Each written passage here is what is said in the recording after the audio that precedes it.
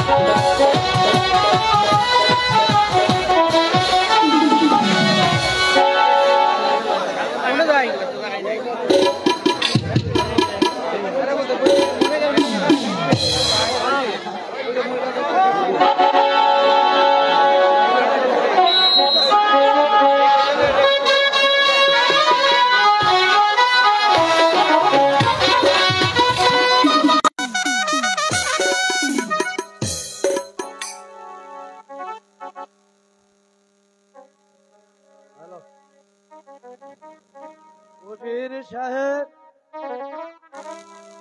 আমি নীলাসপুর রাজ্যের মহান অধিপতি।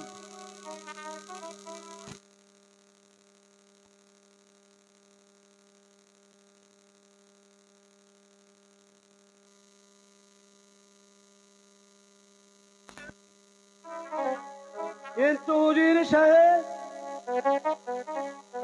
কিন্তু রাজকার্য পরিচালনা করতে করতে যে আমি বড় ক্লান্ত হয়ে পড়েছি। কিন্তু আমার ওই হরিণ শিকারে যাওয়ার একান্তই যে প্রয়োজন। না, আমি আপনার শিকারে যাওয়ার সমস্ত ব্যবস্থা করে দিচ্ছি, আপনি নিশ্চিন্ত থাকুন। উজির সাহেব, আমার সহ্য হচ্ছে না। ওই আমি আগামী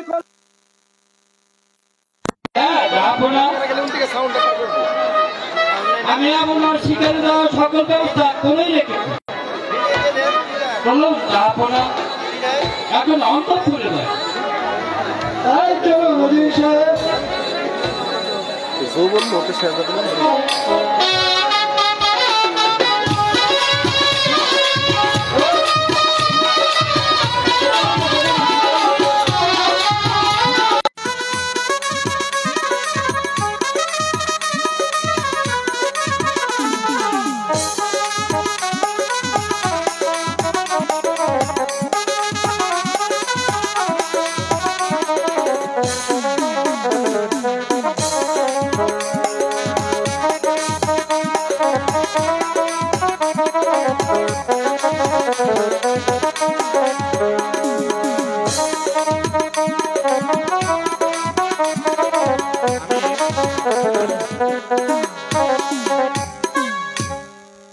আমি দুঃখ প্রকাশ করছি, যারা ক্যামেরাম্যান ভাই এখানে আছেন আপনারা একটু পিছনের দিকে যেতে হবে, কারণ আপনাদের পিছনে অনেক দর্শক আছে, তারা হয়তো সামনের দিকে বসবে। আপনারা দয়া করে 5 থেকে 6 হাত যদি সম্ভব হয় আরেকটু পিছিয়ে যান। ধারাবাহিক আপনারা যেমন ভাবে আছেন সবগুলো একত্রে, সবগুলো একই সিরিয়ালে থাকবেন। আপনারা একটু প্লিজ আমাদের সহযোগিতা করবেন ভাই, প্লিজ। ধন্যবাদ জানাচ্ছি আজকের এই অনুষ্ঠান ধারণ করার জন্য। অনেকগুলো মাধ্যম, অনেকগুলো মিডিয়া কভার করতেছে। আপনারা পরবর্তীতে এই অনুষ্ঠানগুলো তাদের চ্যানেলের মাধ্যমে আপনারা ঘরে বসে দেখতে পারবেন। আমি যারা ক্যামেরায় রয়েছেন, যে সমস্ত মিডিয়ার ভাইরা রয়েছেন, আপনারা দয়া করে একটু আপনারা একে সিরিয়াল ভাবে প্রত্যেকেই একদম সমান আপনি যেভাবে আছেন আপনারা প্রত্যেকেই 3 থেকে 4 হাত একটু পিছিয়ে যাবেন। ধন্যবাদ আমাদের সহযোগিতা করার জন্য। প্রিয় দর্শক মন্ডলী, সরি, তো যথারীতি আমরা আমাদের অনুষ্ঠানে চলে যাচ্ছি।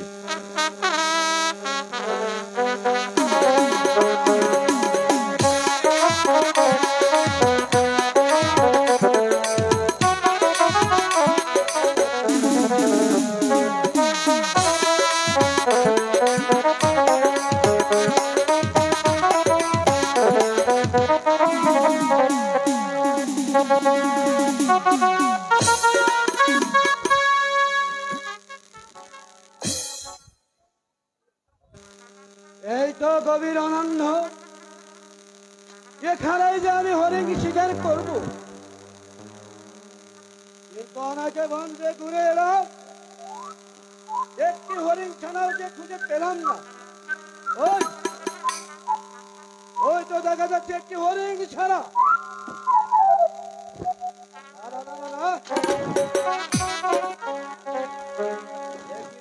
হ্যালো, একই কোথাও তো একটি হরিণ ছানা খুঁজে পেলাম না। একই সত্যি হরিণই না মায়াবী?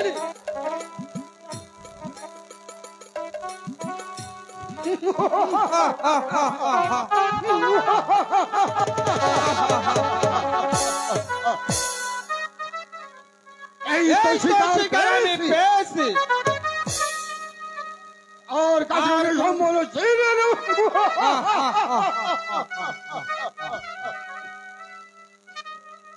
এই ধন্যবাদ।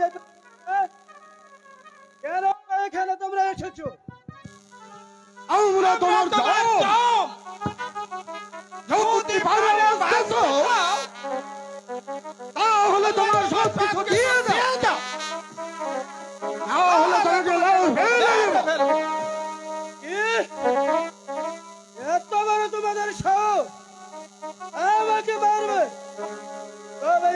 দেখি।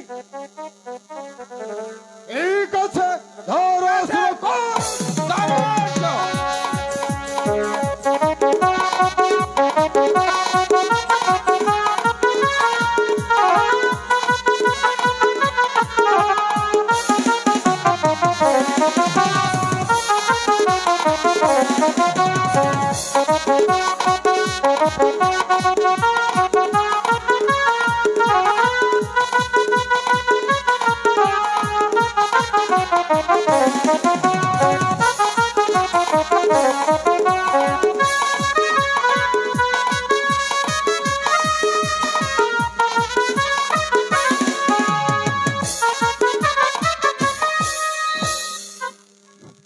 ওগো, কে কোথায় আছো?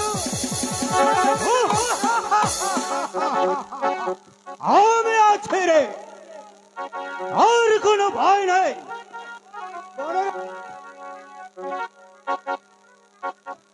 আমাকে আক্রমণ করেছে, তুমি আমাকে আউরে ঢাকা অনামাজে মানুষের কেন রে? তোরা কানে ভাসতে দিলে খান ত্যাগ কর। আমরা কিছুতেই ছাড়ব না। তারপরে ছাড়বো, তবে ছাড়বে না, তবে দেখাচ্ছি মজা।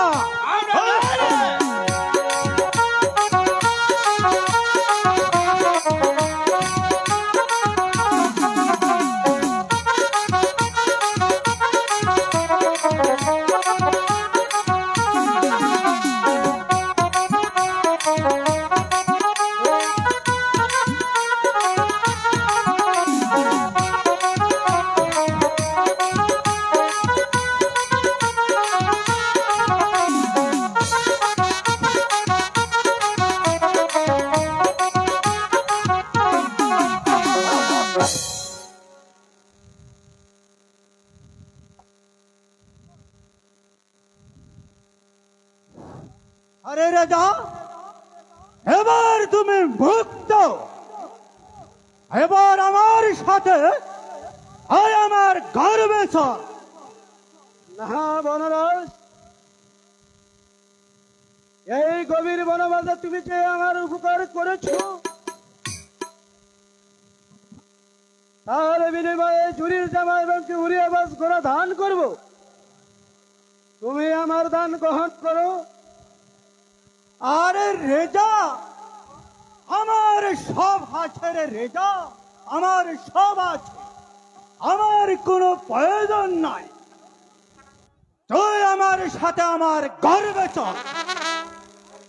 না বনরাজ, তুমি আমার দান গ্রহণ না করলে আমি কিছুতেই তোমার সঙ্গে যাব না। ঠিক আছে রে রেজা, আমি তার দান গ্রহণ করলাম। এই নাও বনরাজ,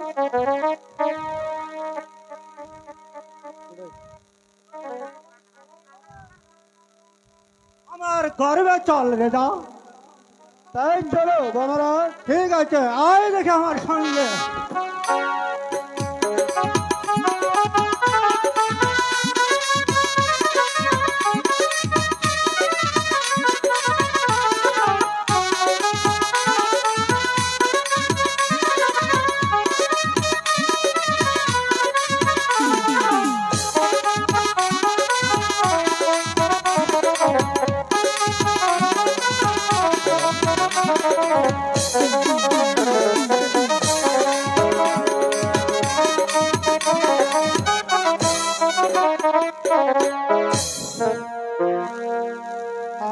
আমরা থাকবো না রে বা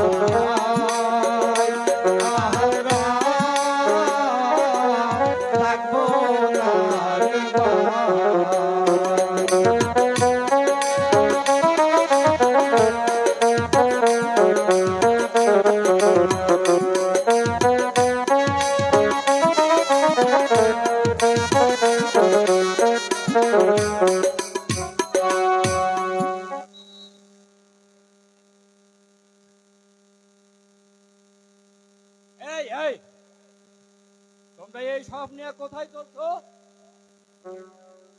আমরা এই রাজ্য ছেড়ে অন্য রাজ্যে চলে যাচ্ছি। কেন? তোমাদের কি অভিযোগ? আমরা এই আটক্রুর রাজার কাছে থাকবো না। আটক্রুর রাজার মুখ দেখলে আমাদের আহার জুটে না, পরনের কাপড় পর্যন্ত জুটে না, শিশুরা মায়ের প্রাণের দুর্গন্ধ পায় না।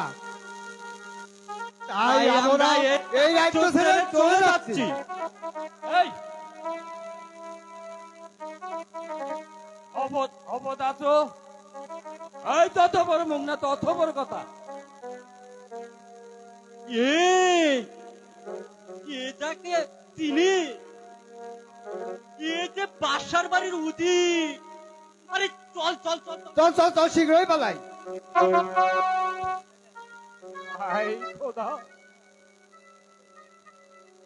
আমি এই বাদশাহর সাথে এই কথা আমি কেমন করে বলবো খোদা? তুমি আমাকে পথ বদলে দাও খোদা, পথ বদলে দাও।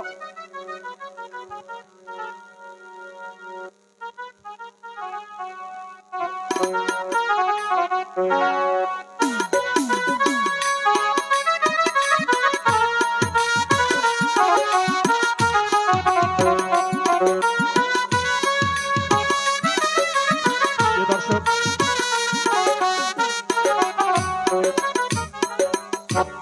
এই মুহূর্তে যে দুজন প্রজার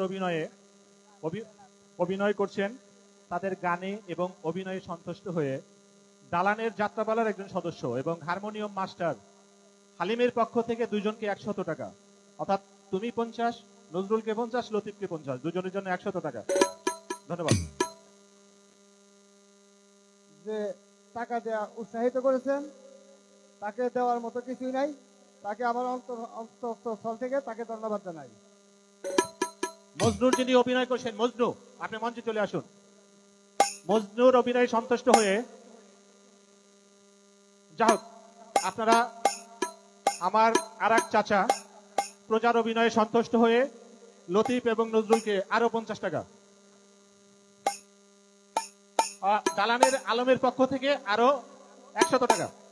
ধন্যবাদ সবাইকে যারা পুরস্কৃত করেছেন। প্রিয় দর্শক মণ্ডলী, কাজের স্বীকৃতি স্বরূপ অভিনয় যদি কেউ ভালো করতে পারেন, হয় আপনারা হাতে তালি দিবেন, আর যদি ইচ্ছে থাকে টাকা দিয়ে পুরস্কৃত করবেন, তাতে আরো ভালো কিছু আপনাদের জন্য দেবে। ধন্যবাদ সবাইকে। কই মজনু কই? হ্যাঁ, ওকে, ধন্যবাদ।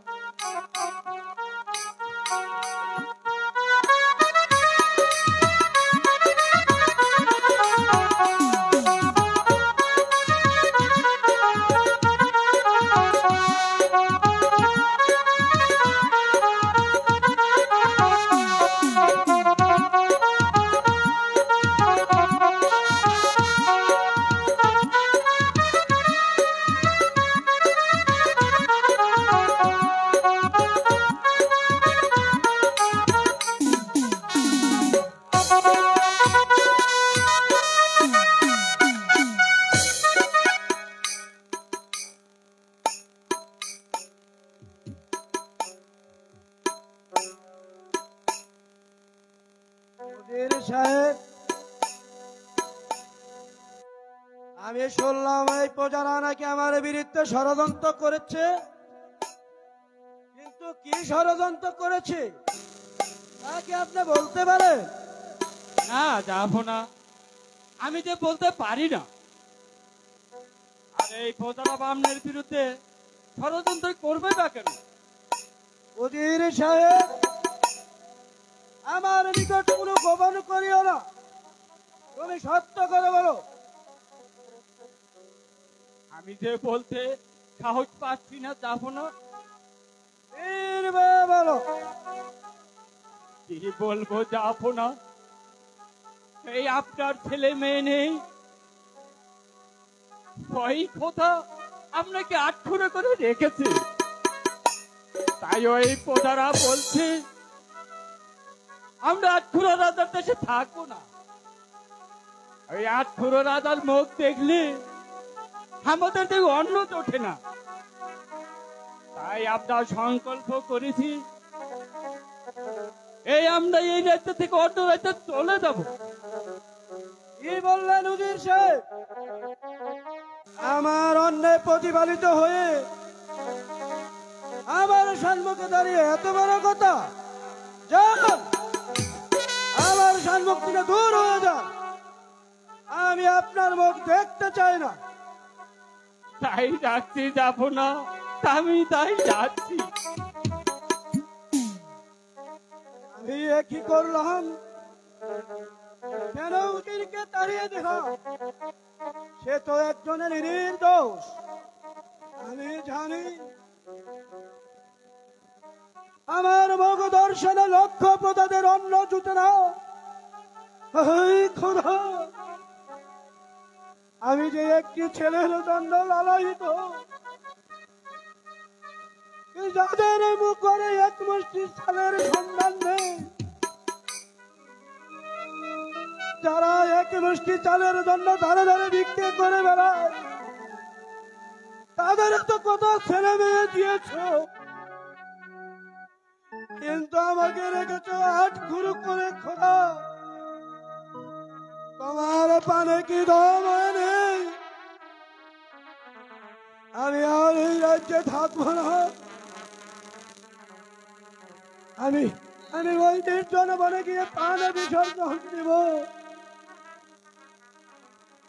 ও বৃথা চিন্তা, বৃথা করোনা করোনা করোনা রাজ্য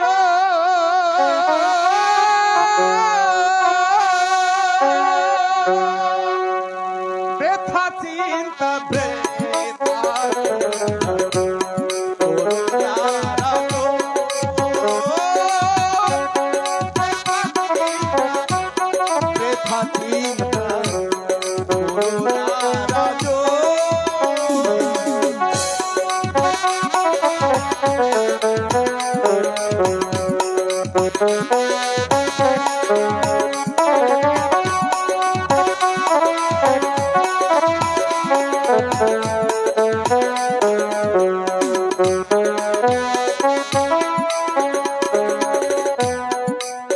ভক্তি ভগবানের অশান্তি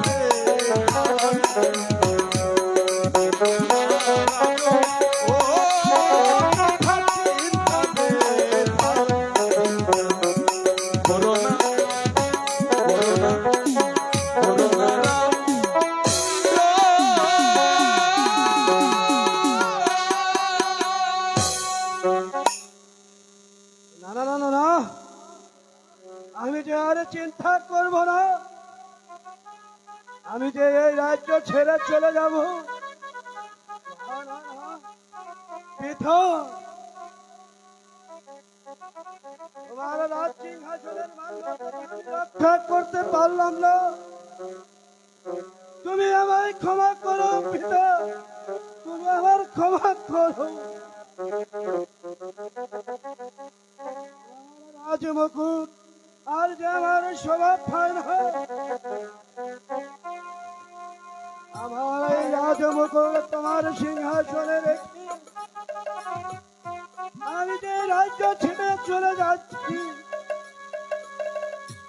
আর তোমার কথা আমি রক্ষা করতে পারলাম না।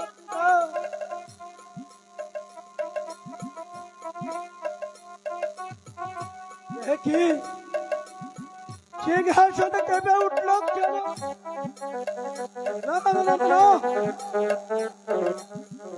আমি আর যে ওই জাহানারাকে ডাকবো না, সে এসে পড়লে হয়তো আমার আর যাওয়াই হবে না। আমি আর বিলম্ব করব না। সুখে থেকে প্রজাগণ, তোমাদের আটখুরো রাজা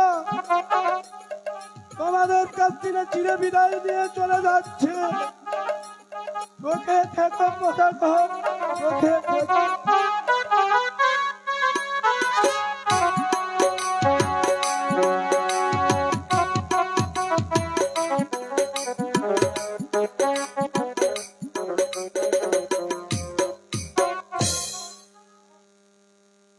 যে দর্শক মন্ডলী, আমি বলেছিলাম যে আজকের এই অনুষ্ঠানটা শুধু আপনারাই মনে রাখবেন না, এখানকার মাটিও মনে রাখবো। কারণ এত চমৎকার একটি অনুষ্ঠান আপনাদের জন্য অপেক্ষা করছে, এত ভালো অভিনয় করবেন, কেবল তো শুরু। প্রিয় দর্শক মন্ডলী, আমি বলেছিলাম যে আমাদের আজকের অনুষ্ঠানের সম্মানিত অতিথিবৃন্দ যখন আসবেন তাদের সংক্ষিপ্ত বক্তব্যের পর আমরা অনুষ্ঠান শুরু করব। যেহেতু তারা আসছেন, কাজেই আমরা তাদের সংক্ষিপ্ত বক্তব্য শুনব এবং তারপরেই যথারীতি আমাদের অনুষ্ঠানে ফিরে আসব। প্রিয় দর্শক মন্ডলী, আমাদের আজকের অনুষ্ঠানের সম্মানিত প্রধান অতিথি জনাব লাবলু মিয়া লাবু, আজকের অনুষ্ঠানের উদ্বোধক জনাব আবু সাইদ মিয়া এবং আজকের অনুষ্ঠানের সভাপতি ৫ নং ওয়ার্ডের ইউপি সদস্য লিটন সহ সবাইকে মঞ্চে আসার জন্য অনুরোধ করছি। আমাদের সম্মানিত অতিথিবৃন্দ যারা রয়েছেন তাদের মঞ্চে আসার জন্য বিনীতভাবে অনুরোধ করছি।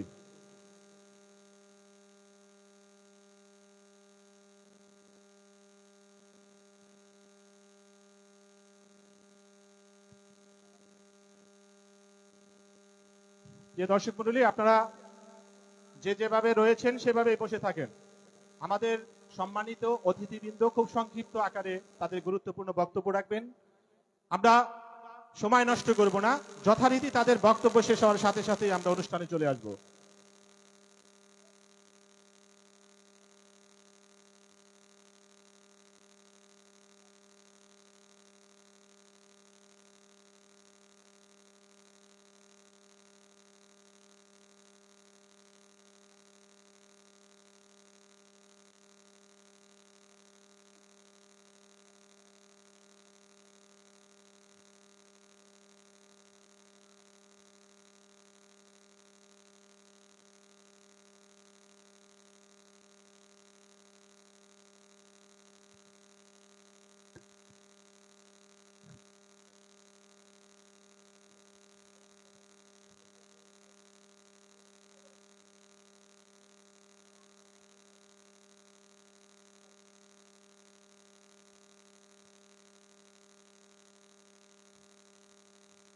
দর্শক মন্ডলী, আমরা আসলে আমাদের আজকের সম্মানিত অতিথিবৃন্দ ইতিমধ্যেই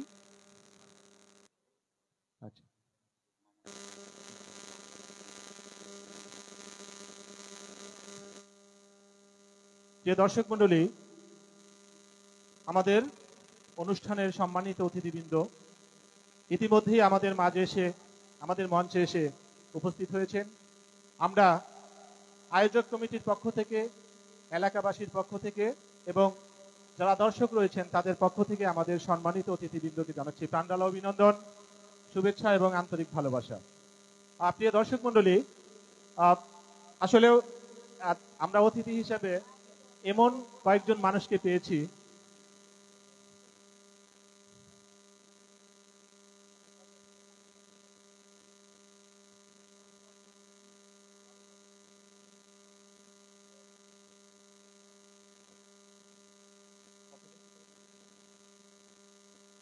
যে দর্শক মন্ডলী, আসলেও আমরা বক্তব্য যতটুকু পারি সংক্ষিপ্ত করব। আসলে অতিথি অনেকগুলো, আমরা বক্তব্য সবাই হয়তো দেবেন না, আমরা কয়েকজনের বক্তব্য নেব।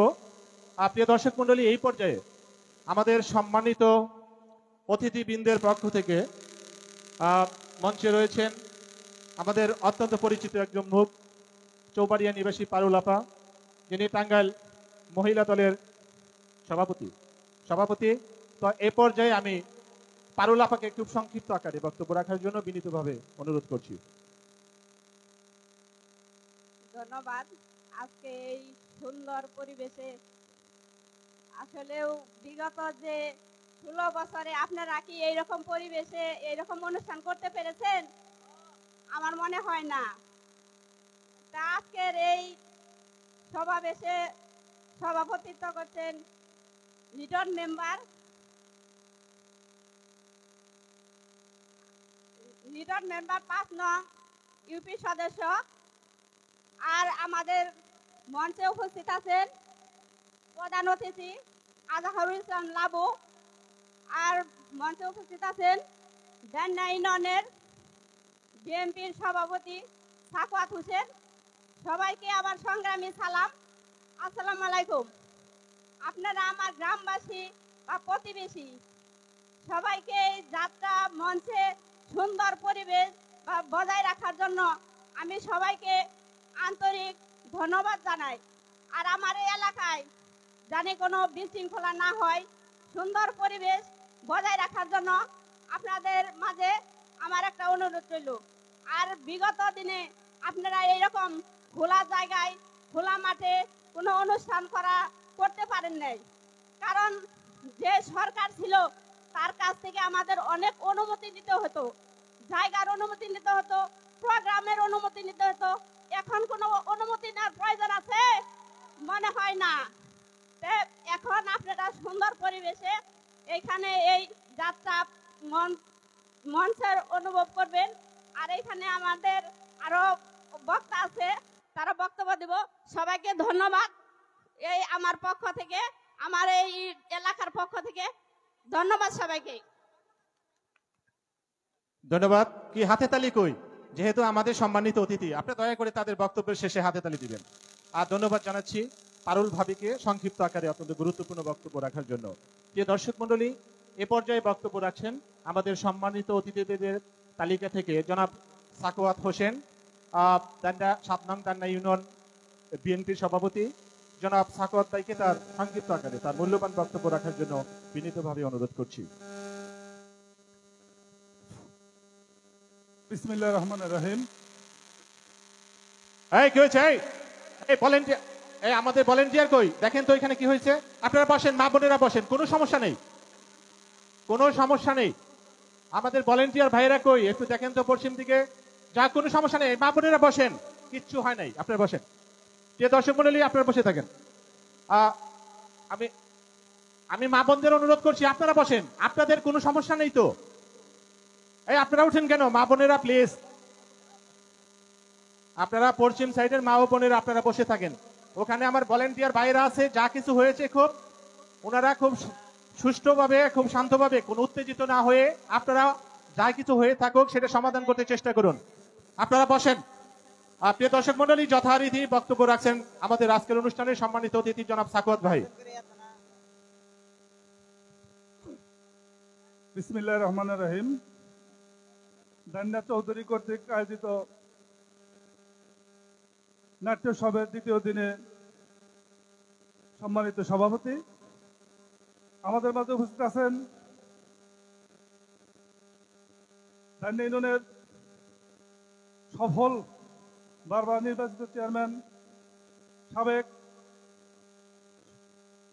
ছাত্র দলের সোনালী ফসল, দান্না ইউনিয়ন নয়নে মণি, দান্না ইউনিয়নবাসীর নয়নের মণি, লাবলু মিয়া লাবু।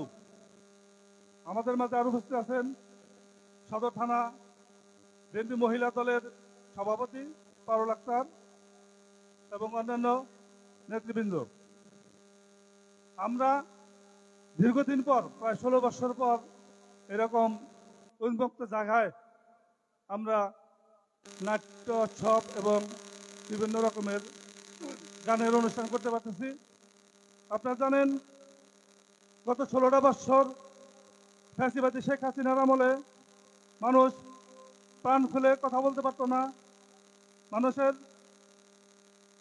কথা বলার অধিকার ছিল না। সত্য কথা বললেই তাদেরকে মামলা হামলা নির্বাচন দিয়ে হামলা দিয়ে তাদেরকে জেল জুলুম নির্যাতন করত। আপনারা জানেন আমাদের প্রাণপ্রিয় নেতা শহীদ রবিউল ইসলাম ফারুক চেয়ারম্যান গত 20 ডিসেম্বর 11তম শাহাদত বার্ষিকী আমরা পালন করেছি। এই 11 বছরের মধ্যে আমরা বিগত স্বৈরাচারী শেখ হাসিনার আমলে কোনো সুষ্ঠু বিচার পাইনি।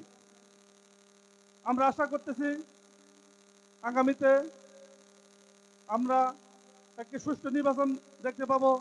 সেই সুষ্ঠু নির্বাচনের মাধ্যমে নির্বাচন হবে, আপনারা ভোট দেবেন। যারা ধানের শীষে প্রার্থী থাকবে তাদেরকে সেই ধানের শীষে প্রার্থীকে ভোট দিয়ে জয়যুক্ত করবেন এবং বিএনপি সরকার গঠন করবে। সেই সরকারের মাধ্যমে আমরা শহীদ রবিউল ইসলাম ফারুক ভাইয়ের বিচার, সঠিক বিচার এবং যারা খুনি এবং অর্থদাতা যারা সহযোগিতা করছে প্রত্যেকেরই বিচার আমরা ইনশাল্লাহ দেখতে পাবো, এই আশাবাদ ব্যক্ত করতেছি। আর আপনারা জানেন এই স্বৈরাচারী শেখ হাসিনা দেশটাকে একটা ধ্বংস করে দিয়ে গেছে সব সেক্টরে।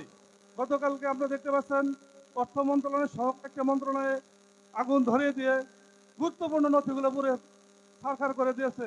এই ষড়যন্ত্রের তার একটা অংশ। কাজেই আপনাদেরকে সতর্ক থাকতে হবে, আমাদেরকে প্রত্যেকেরকেই কিন্তু সতর্ক থাকতে হবে। এরা ষড়যন্ত্র করবেই, এই ষড়যন্ত্রকারীদেরকে আমাদের মোকাবেলা করেই এই বাংলাদেশকে আমাদের এগিয়ে যেতে হবে। কারণ গান শুরু হয়ে গেছে, বক্তব্য দীর্ঘায়িত করলে হয়তো অনেকেরই খারাপ লাগবে। আমি আর এখন বক্তব্য দীর্ঘায়িত করব না, এই বলে আমি আমার বক্তব্য শেষ করছি। বাংলাদেশ জিন্দাবাদ, শহীদ জিয়া অমর হোক, খালেদা জিয়া জিন্দাবাদ, তারুণ্যত প্রতীক তারেক রহমান জিন্দাবাদ জিন্দাবাদ। ধন্যবাদ। ধন্যবাদ জনাব সাকওয়াত ভাইকে তার সংক্ষিপ্ত আকারে মূল্যবান বক্তব্য রাখার জন্য। প্রিয় দর্শক মন্ডলী, আজকে প্রধান অতিথি হিসেবে আমার পাশে এমন একজন মানুষকে পেয়েছি, আর সত্যি আমি খুব আনন্দিত। কারণ এই মানুষটার সাথে আমি কাকবার কলেজে একই ব্যাচের ছাত্র ছিলাম। জনাব লাবলু মিয়া লাবু আমার অত্যন্ত কাছের একজন মানুষ এবং পছন্দের একজন মানুষ। প্রিয় দর্শক মন্ডলী, জনাব লাবলু মিয়া লাবু উনি কাকবার কলেজের ছাত্র সংসদের একজন নির্বাচিত সদস্য ছিলেন। আমিও ছোটখাটো একটা পদে ছিলাম একই সময়ে। প্রিয় দর্শক মন্ডলী, ওই সময় থেকে দেখেছি এই মানুষটার মধ্যে নেতৃত্ব দেওয়ার ক্ষমতা, তীক্ষ্ণ বুদ্ধি সম্পন্ন এবং বিচার করার খুব সূক্ষ্ম ক্ষমতা তার ভিতর রয়েছে। যার কারণে এই লাবু আজকে দান্না ইউনিয়নবাসীর নয়নের মণি, প্রাণের মানুষ। প্রিয় দর্শক মন্ডলী, বারবার নির্বাচিত দান্না ইউনিয়ন পরিষদের চেয়ারম্যান, জনপ্রিয় চেয়ারম্যান, যাকে বর্তমান সময়ে জনতার চেয়ারম্যান হিসেবে আমরা সবাই আখ্যায়িত করে থাকি। প্রিয় দর্শক মন্ডলী, এই দান্নাবাসীর 7 নং দান্নাবাসীর একেবারে মাথার ছাতা হয়ে যে মানুষটা আছেন এবং আশা করি উনি ভবিষ্যতেও থাকবেন, আপনাদের সুখে দুঃখে বিপদে আপদে যে মানুষটাকে ডাকলে আপনারা পাবেন। আপনারা লক্ষ্য করবেন লাবুর মতো মানুষ 7 নং দান্না ইউনিয়নে আর কয়জন আছে আমি জানি না। কিছু কিছু মানুষের বিকল্প হয় না, কিছু কিছু মানুষের স্থান কেউ পূরণ করতে পারে না, হয়তোবা পারে কিন্তু সেই পর্যায়ে না। প্রিয় দর্শক মন্ডলী, তারপরেও একজন মানুষ যতই জনপ্রিয় হোক সবার কাছে সে দলমত নির্বিশেষে সবার কাছে ভালো হতে পারে না। একজন জনপ্রতিনিধি সবার কাছে ভালো হতে পারে না, কিন্তু বিচার বিশ্লেষণের দিক থেকে যদি সংখ্যাগরিষ্ঠতা পায়, অর্থাৎ 100 জনের মধ্যে যদি 150 জনের কাছেও সে যদি জনপ্রিয় হয়ে থাকে তবে সে জনপ্রিয় মানুষ। প্রিয় দর্শক মন্ডলী, সেই দৃষ্টিকোণ থেকে আমি মনে করি দান্নাবাসীর একেবারে একজন নয়নের মণি লাবলুর জীবদ্দশায় যতদিন পর্যন্ত মনে হয় দান্না ইউনিয়ন পরিষদে উনি চেয়ারম্যানে প্রতিদ্বন্দ্বিতা করবেন তাকে হারানোর ক্ষমতা আদৌ কারো আছে বলে আমি বিশ্বাস করি না। প্রিয় দর্শক মন্ডলী, এ পর্যায়ে আমি বক্তব্য রাখার জন্য অনুরোধ করছি আমার খুব ঘনিষ্ঠ বন্ধু, আমার খুব প্রাণের একজন মানুষ। আমরা একই ইয়ারের ছাত্র, একই দেশের ছাত্র ছিলাম ট্যাগমার কলেজে। আমার সেই প্রাণপ্রিয় বন্ধু, 7 নং দান্না ইউনিয়ন পরিষদের বারবার নির্বাচিত জনপ্রিয় চেয়ারম্যান। প্রিয় দর্শক মন্ডলী, আরেকটি কথা বলতেই হবে আমাকে। বিগত যে নির্বাচন ছিল, হয়তো পরিবেশটা লাবুর অনুকূলে ছিল না, আর যদি থাকতো লাবু বিপুল ভোটে এই গতবারও উনি 7 নং দান্না ইউনিয়ন পরিষদের চেয়ারম্যান নির্বাচিত হয়েছিলেন, কিন্তু কপাল খারাপ যে পরিবেশ পরিস্থিতি তার অনুকূলে ছিল না। প্রিয় দর্শক মন্ডলী, এ পর্যায়ে বক্তব্য রাখছেন আমাদের আজকের অনুষ্ঠানের সবচেয়ে কাঙ্ক্ষিত ব্যক্তি, আজকের অনুষ্ঠানের সম্মানিত প্রধান অতিথি, 7 নং দান্না ইউনিয়ন পরিষদের বারবার নির্বাচিত জনপ্রিয় চেয়ারম্যান এবং জনতার চেয়ারম্যান জনাব লাবলু মিয়া লাবু। জনাব লাবলু মিয়া লাবুকে তার বক্তব্য রাখার জন্য বিনীতভাবে অনুরোধ করছি। বিসমিল্লাহির রহমানির রহিম। ঐতিহ্যবাহী 7 নং দান্না ইউনিয়নের 5 নং ওয়ার্ডের দান্না চৌধুরী পশ্চিম যুব সমাজ কর্তৃক আয়োজিত আজকের এই মনোজ্ঞ যাত্রাপালার আমাদের মাঝে উপস্থিত আছেন দান্না ইউনিয়ন বিএনপি সংগ্রামী সভাপতি, বারবার কারা নির্যাতিত নেতা, আমার শ্রদ্ধেয় বড় ভাই জনাব মোহাম্মদ সাখাওয়াত হোসেন। উপস্থিত আছেন টাঙ্গাইল সদর মহিলা দলের সম্মানিত সভাপতি, একজন কৃতি সন্তান, যিনি বাংলাদেশ পুলিশ বাহিনীতে কর্মরত আছেন, জনাব মোহাম্মদ খলিলুর রহমান। উপস্থিত আছেন এই ওয়ার্ডের সম্মানিত ইপি সদস্য জনাব মোহাম্মদ লিটন মিয়া, এবং আমাদের আরেকজন কারা নির্যাতিত নেতা, যিনি আওয়ামী বাকশালের এই ষড়যন্ত্রের শিকার হুমায়ুন কবির। এখানে আরো নেতৃবৃন্দ উপস্থিত, আমাদের আক্তার, রোস্তম, জহিদুল থেকে শুরু করে সকল নেতৃবৃন্দ, সম্মানিত সকল উপস্থিতি, আমার মা ও বোনেরা, সকলের প্রতি আমার সালাম। আসসালামু আলাইকুম ওয়া রাহমাতুল্লাহ। আমি জানি এই সময় বক্তব্য দেওয়ার কথা না, আর এই সময় আপনাদের আমাদের কথা ভালো লাগারও কথা না, তারপরেও 2-1 মিনিট একটু কথা বললে আমার মনে হয় আমারও ভালো লাগবে, আপনার কাছে আমার বেশি ভালো লাগবে। এই জায়গাটায় থেকে যখন স্কুলে পড়ি তখন থেকেই ছাত্র দলের রাজনীতি করি। কাকবাড়ি কলেজে যাওয়ার সাথে সাথেই আমি আমার বন্ধু থেকে এই আজকে অনুষ্ঠান পরিচালনা করছি, ওর নামও লাবু। আমরা দুজন বন্ধু। আমি ছিলাম ক্রীড়া সম্পাদক, ও ছিল নাট্য সম্পাদক, একই প্যানেলের। এরপরে টাঙ্গাইল সদর থানা ছাত্র দলের প্রেসিডেন্ট ছিলাম 6 বছর। তারপর দান্না ইউনিয়নের বিএনপির সভাপতি ছিলাম, তখন সাখাওয়াত ভাই আমার সাথে সেক্রেটারি ছিল। ওই সময় ইউনিয়নে কেউ কমেডি করবে এরকম সৎ সংস্কারও ছিল না। কমেডির নাম থাকলেই গ্রেপ্তার, পুলিশে ধরে নিয়ে যাইত। তা আমি চেয়ারম্যান হিসাবে সভাপতি হইলাম, সাখাওয়াত ভাই সেক্রেটারি। আমরা ওই সময় দায়িত্ব পালন করছি। তার আগে একটু ফিরে যাই, সেটা হচ্ছে আমার ভাই, আপনাদের সকলের পরিচিত মানুষ, শহীদ রফিকুল ইসলাম ফারুক চেয়ারম্যান। তার নামের আগে এই শহীদ শব্দটা যুক্ত হয়েছে 2013 সালের 20 ডিসেম্বরে।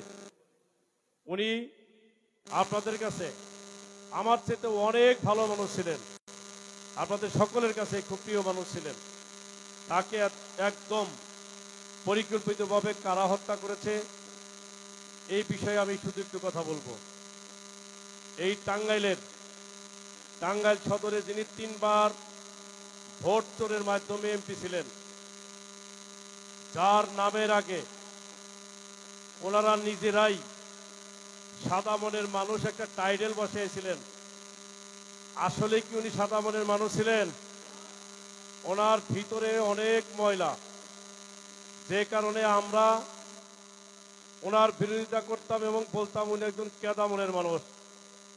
ভোটে নির্বাচিত হয় নাই। কি হয়েছে? আজকে একটু কথা বললেন, আওয়ামী লীগ যখন ক্ষমতায় ছিল তখন আমার ইউনিয়নের অনেক মানুষই কথা বলতে পারে নাই, সাহস পায় নাই। শুধু ওই সানোয়ারের যারা দাবিদারি করেছে, গোলামি করেছে, তারাই শুধু ইউনিয়নের বিভিন্ন জায়গায় একটু কথা বলছে। আর কি করছে? 2019 সালে আমার নির্বাচনে, আমার রাজনৈতিক জীবন থেকে শুরু করে এ পর্যন্ত পরাজয় বলতে কোনো শব্দ ছিল না। যতগুলা নির্বাচন করেছি, কলেজ জীবন থেকে শুরু করে ছাত্র দলের প্রেসিডেন্ট হয়েছি, তারপরেও নির্বাচিত হয়েছি, 2 বার চেয়ারম্যান নির্বাচিত হয়েছে, আপনারা ভোট দিচ্ছেন। গত নির্বাচনে ওনারা কিন্তু ভোটে জিতে নাই। আমি জানি আপনারা আমাকে ভোট দিয়েছেন, আমি ভোটে নির্বাচিত হয়েছিলাম, শুধু ডিক্লেয়ার পাই নাই। কারণ আমার ইউনিয়নের মানুষ আমার পক্ষে ছিল, আমার ইউনিয়নের মা বোনেরা আমার পক্ষে ছিল। ওনারা টাঙ্গাইল থেকে 10টা 12টা গাড়ি নিয়ে আসছে। নির্বাচনের দিন দেখছেন কেন্দ্রে, প্রত্যেকটা কেন্দ্রে ওনাদের 5টা 7টা গাড়ি। আমার কোন লোক ছিল না, আমার শুধু ইউনিয়নের মানুষই ছিল। টাঙ্গাইলের কোনো হুন্ডা গুন্ডা এবং এমপি, উপজেলা চেয়ারম্যান আমার পক্ষে ছিল না, সবই ছিল ওনাদের পক্ষে। ওনারা তারপরেও আপনাদের কাছ থেকে প্রতারণা করে যে ভোট নিছে, বলছে যদি নির্বাচিত হইতে পারি তাহলে এই ইউনিয়নের মানুষের কাছ থেকে আর ট্যাক্স আদায় করবো না। বলে নাই? মনে হয় আপনারা যারা আছেন আপনারা শুধু ট্যাক্স দেন নাই, আর সবাই দিচ্ছেন, তাই না? এই যে আপনাদের সাথে প্রতারণা করা হয়েছে, যারা আমার ইউনিয়নের মানুষ আছেন, এই প্রতারক চক্র যদি আবার সামনে কোনোদিন এমপি নির্বাচন করতে আসে, উপজেলা নির্বাচন, ওই যে পাকিস্তানি মুরগি একটা আইছিল করুড়িয়া থেকে, উনি, আর এই ইউনিয়ন থেকে যদি কেউ এরকম ভাবে আপনাদের সাথে ধোকা দেওয়া নির্বাচন করতে আসে, এর জবাব কিন্তু আমার মা বোনেরাও দিবেন। অনেক সময় মা বোনেরা রাস্তায় দেখতাম ঢাকা শহরে দারু মিছিল করছে না, আপনাদের এরকম রেডি থাকতে হবে।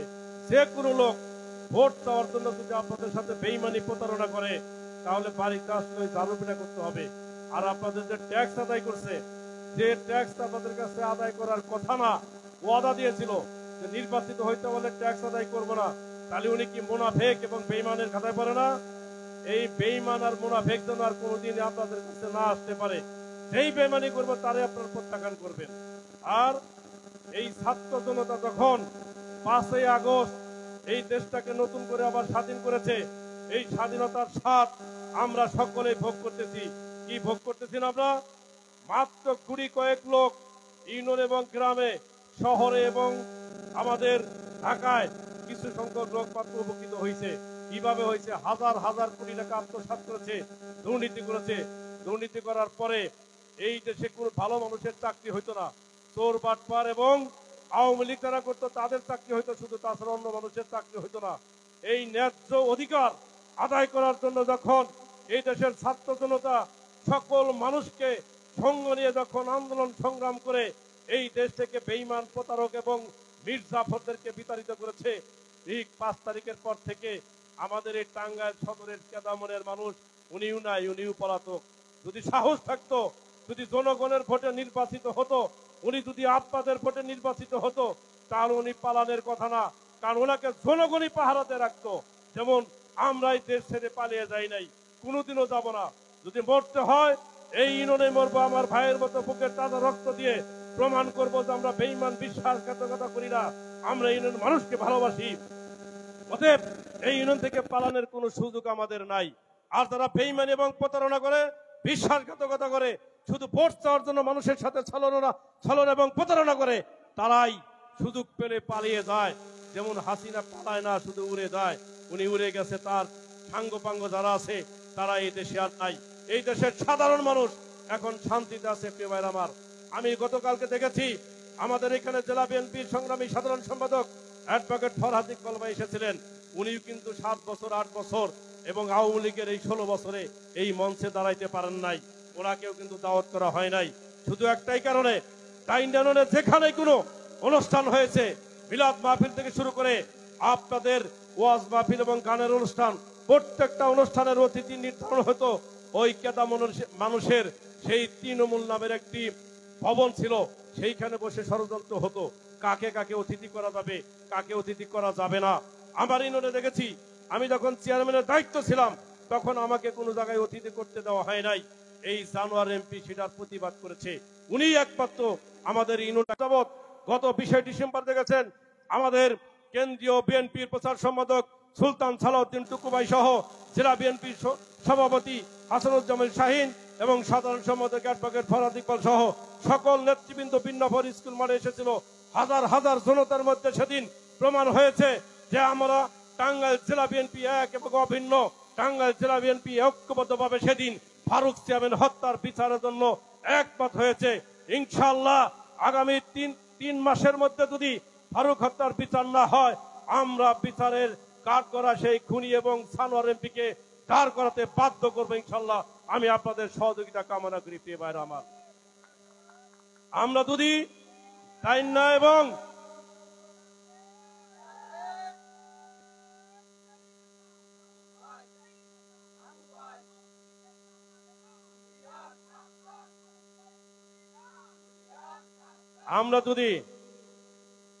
বাগিল এবং তাইন্না ইউনিয়ন এই দুইটা ইউনিয়ন বিশেষ করে যদি আমরা এক থাকতে পারি, আমাদের এই দুই ইউনিয়নে কোনো সন্ত্রাসীও থাকবে না। কি থাকবে?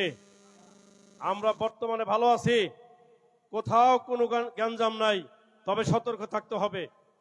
যারা অপরাধী তারা কিন্তু মাত্র খোলস পাল্টায় এবং দল পরিবর্তন করে এবং খোলস পাল্টিয়ে আবার মানুষের সাথে মিশে তারা আবার খারাপ কাজ করার জন্য ব্যস্ত থাকে। এই বিষয়ে আপনাদের সতর্ক থাকতে হবে। আর আমি মাঝে মাঝে একটা কথা বলে থাকি, আমি এই কথাটা প্রকাশ্যেই বলি, আমাদের বাগিল এবং তাইন্না ইউনিয়ন যদি আমরা একভাবে রাজনীতি করতে পারি, হাতে হাত এবং কাঁধে কাঁধ মিলিয়ে, তাহলে টাঙ্গাইলের খুনিদের গডফাদার এবং তারা মানুষ হত্যা করে রাজনীতি করে যারা আজকে মানুষের ঘাড়ে পাড়া দিয়ে যারা আজকে সিঁড়ি ব্যবহার করে আজকে কোটি কোটি টাকার মালিক হয়েছে, হাজার হাজার কোটি টাকার মালিক হয়েছে, আমরা ওই সমস্ত খুনি এবং খুনিদের গডফাদারদের তাইন্না এবং বাগিলে প্রবেশ করতে দেব না। ওই টাঙ্গাইলের সীমানা থেকে এই বাগিল এবং তাইন্না পাড়া দিতে গেলে খুব হিসাব করে পাড়া দিতে হবে। ওই সমস্ত জানোয়ার এমপি এবং ফারুক চেয়ারম্যানের গডফাদারদের আমরা পশ্চিম টাঙ্গাইল আর প্রবেশ করতে দেব না ইনশাআল্লাহ। প্রিয় ভাইরা আমার, শুধু আপনারা আমাদের সাথে থাকবেন, এটির জন্য আমরা প্রস্তুত আছি। ফারুক হত্যার বিচার না হওয়া পর্যন্ত আমরা ঘরে বসবো না। আমি মা বোনদেরকে অনুরোধ করব, আপনাদের মতো আপনারা যেমন আপনাদের সন্তান জন্ম দিয়েছেন, তেমনি আপনাদের সন্তানের মতো আমার ভাইকে আমার মা জন্ম দিয়েছিল, আমাকে আমার মা জন্ম দিয়েছে। আমরা আপনাদের সন্তানের মতো, আপনারা আমাদের ভাই এবং অভিভাবকের মতো। আপনাদের কাছে একটু উদাত্ত আহ্বান রাখতে চাই, ফারুক চেয়ারম্যান যদি সত্যিকার একজন ভালো মানুষ হয়ে থাকে, তাহলে তার খুনের বিচারের জন্য আপনারা সকলে আমাকে সহযোগিতা করবেন এবং একমত পোষণ করবেন ইনশাআল্লাহ। আজকে যেমন আপনাদের অনুষ্ঠান করতে কোনো প্রকার এমপি মন্ত্রীর পারমিশন লাগে নাই, প্রশাসন আপনাদের পারমিশন দিয়েছে, আমরা আপনাদের সহায়তা করেছি। এইরকম ভাবে টাইনানের যতগুলো অনুষ্ঠান হবে ইনশাআল্লাহ আপনাদের প্রত্যেকটা অনুষ্ঠানে আমরা নেতৃবৃন্দ যারা আছে এবং জেলার নেতৃবৃন্দ যারা আছে আপনাদেরকে সহযোগিতা করব, আপনাদের পাশে থাকবো। নির্দ্বিধায় আপনারা অনুষ্ঠান করবেন, কোনো গ্যাঞ্জাম হবে না। কোনো ওই সমস্ত বাটপার এমপি, চোর এমপি এবং উপজেলা চোর, এদের মতো চোরের আর কোনো পারমিশন ইনশাআল্লাহ আগামীকাল লাগবে না। প্রিয় ভাইরা আমার, আমি আমার আর বক্তব্য দীর্ঘায়িত করবো না।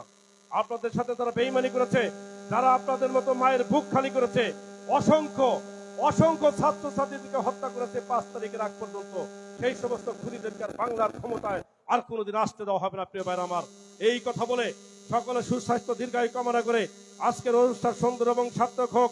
একটি ইতিহাস আছে তাইন্না ইউনিয়নের।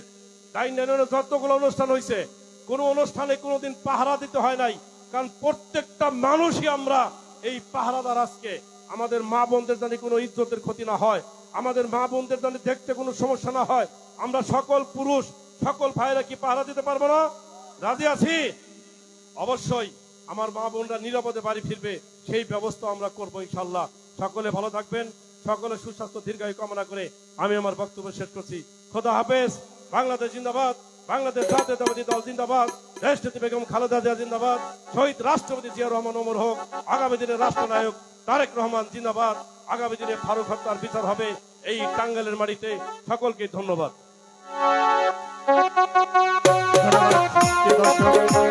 আমাদের আজকের অনুষ্ঠানের সম্মানিত প্রধান অতিথি তার অত্যন্ত গুরুত্বপূর্ণ এবং আমারও ধন্যবাদ জানাচ্ছি আমাদের সম্মানিত অতিথিবৃন্দকে, যারা কষ্ট করে আমাদের ডাকে সাড়া দিয়ে মঞ্চে এসে তাদের গুরুত্বপূর্ণ বক্তব্য প্রদান করলেন। অভিনন্দন জানাচ্ছি আয়োজক কমিটির পক্ষ থেকে, আমাদের পক্ষ থেকে এবং এলাকাবাসীর পক্ষ থেকে। প্রিয় দর্শক মন্ডলী, শুরুতেই বলেছিলাম অনুষ্ঠানের জন্য একটা ভালো পরিবেশের প্রয়োজন। আমি বলেছিলাম যে অনুষ্ঠানের মাঝখানে কোনো কথা বলবো না, কিন্তু খুব কষ্ট লাগলো আমাদের অতিথিবৃন্দ যখন আমাদের মঞ্চে, তখন দেখলাম এই পাশে কিছু ইয়াং ছেলে, তারা কিছুটা বিশৃঙ্খলার সৃষ্টি করেছেন। সরি টু সে, বলতে বাধ্য হইলাম। একটা প্রবাদ আছে জ্ঞানী গণিতের, কথাটা হলো বাপ ভালো তার ছেলে ভালো, মা ভালো তার জি, গাই ভালো তার বাছুর ভালো, দুধ ভালো তার ঘি। প্রিয় দর্শক মন্ডলী, আপনারা লক্ষ্য করবেন যে কোনো অনুষ্ঠানে যারা বিশৃঙ্খলার সৃষ্টি করে, দেখবেন তাদের অতীত ইতিহাস আপনারা দেখবেন, হয় তাদের রক্তের সমস্যা আছে, নয় তার বাপের সমস্যা আছে, নয় তার পরিবেশের সমস্যা আছে। কোনো ভদ্র মানুষের ছেলে এত সুন্দর একটা অনুষ্ঠানে বিশৃঙ্খল সৃষ্টি করবে না। আপনারা দয়া করে সতর্ক থাকবেন দর্শক মন্ডলী, যে কোনো জায়গায় যদি কোনো বিশৃঙ্খলার সৃষ্টি করতে চায় সাথে সাথে ধরে ফেলবেন। আমাদের ভলান্টিয়ার আছে, বিচার আমরা করব। ধন্যবাদ সবাইকে। প্রিয় দর্শক মন্ডলী, আবারও বিনীতভাবে অনুরোধ জানাচ্ছি, আপনাদের জন্য, মুসলিমের কয়েকজন লোকের জন্য, আমাদের মা ও বোনদের দেখতে যাতে কোনো সমস্যা না হয়, তাদের ভিতরে যেন কোনো আতঙ্ক বিরাজ না করে। তারা যেমন আসছেন সসম্মানে বাড়ি চলে যাবেন। আর আপনাদের প্রতি অনুরোধ থাকবে, আমাদের অনুষ্ঠানে বিপুল সংখ্যক দর্শক আপনারা রয়েছেন, যেহেতু 4 থেকে 5 ঘন্টার অনুষ্ঠান, আপনারা দয়া করে আমাদের শেষের দৃশ্য পর্যন্ত এভাবে থাকবেন। অত্যন্ত চমৎকার একটি অনুষ্ঠান আপনাদের জন্য অপেক্ষা করছে। ধন্যবাদ সবাইকে। প্রিয় দর্শক মন্ডলী, যথারীতি আমাদের অনুষ্ঠানে ফিরে যাচ্ছি। ধন্যবাদ সবাইকে।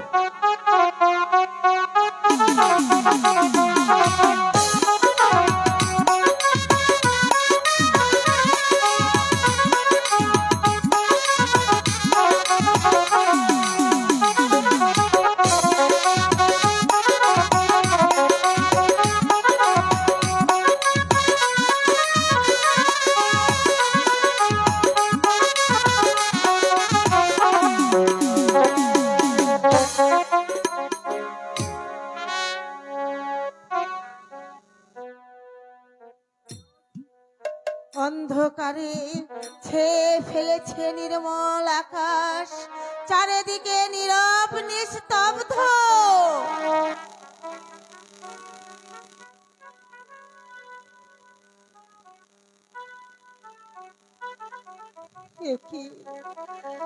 এভাবে সিংহাসনে রাজ মুকুট পরে আছে কেন? তবে কি জাহাপানা পুত্রর অভাবে, মনের দুঃখে কষ্টে এই রাজ্য ছেড়ে সে চলে গেছে। হে মেহেরবানি খুদা,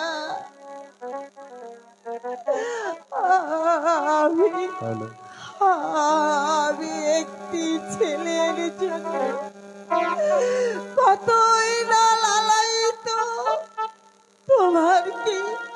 তোমার কি একটু দয়া হয় না খোদা? তোমার কি একটু দয়া হয় না? দাদা, আমি আর এখানে থেকে ভাববো না। জাহাপানা যেখানে গেছে, যেমন করে হোক, যেভাবে হোক না কেন, আমাকে জাহাপানাকে খুঁজে আনতে হবে।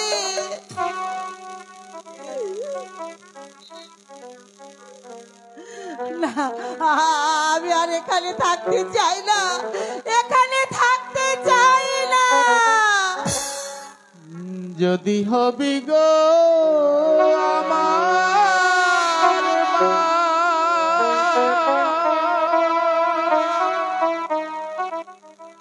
মুছ গো মা নয়ন ধারা,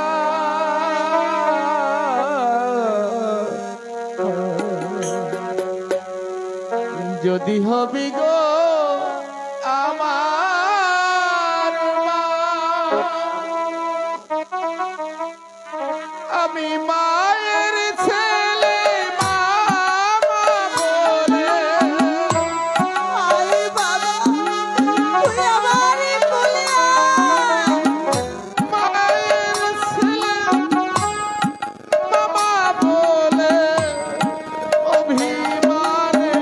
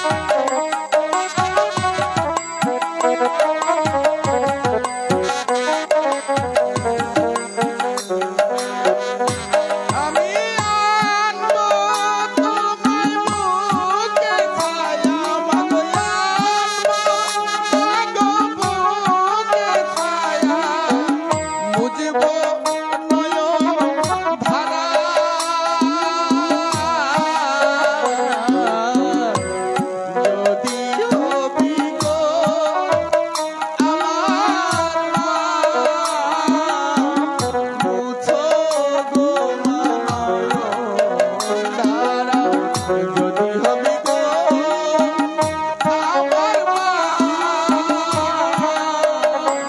আমি মায়ের ছেলে মামা বলে,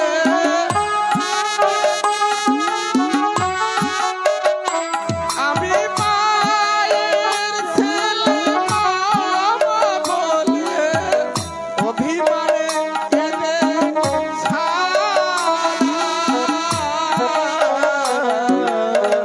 যদি হবে গো আমার মুছো তোমায় ধারা, যদি হবে গো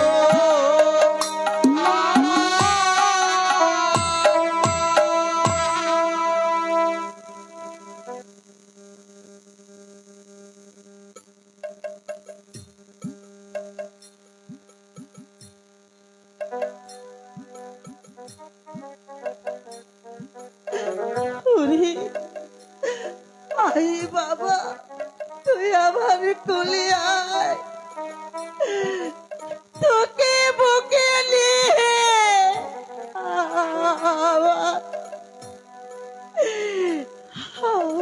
আমার এই প্রাণটা শীতল করি। আয় না মা, তুমি কোনো চিন্তা করিও না, আমি তোমার গর্ভে আসতেছি।